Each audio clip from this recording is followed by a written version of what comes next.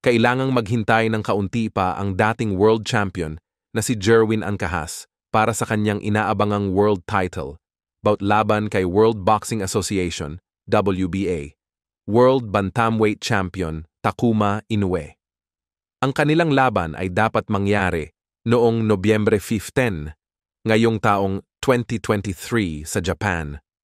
Ngunit inihayag ni Inoue sa kanyang X account, Twitter page, noong Sabado, Oktubre 28, na siya ay nagtamo ng pinsala sa tadyang habang nagsasanay.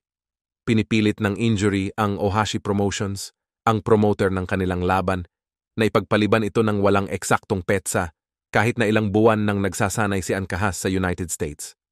Dahil sa injury ko habang nag-e-ensayo, ipinagpaliban ang performance noong ika-15 ng Nobyembre.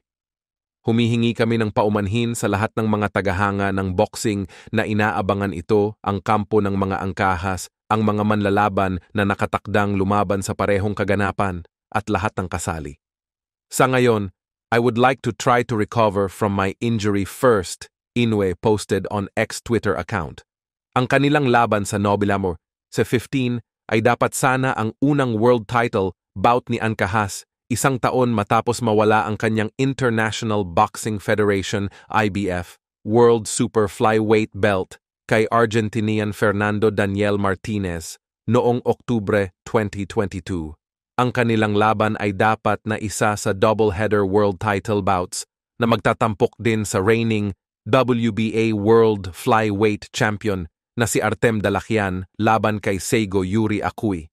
Ang 31 anyos na si Ancajas, isang tubong Panabo-City, ay sariwa mula sa impresibong 5th round technical knockout na tagumpay laban kay Wilner Soto noong Hunyo sa Minneapolis, United States.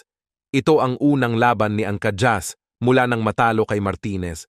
Ang tagumpay na iyon ay nagpabuti ng kanyang record sa 34 na panalo, 23 knockout na may 3 pagkatalo at 2 tabla.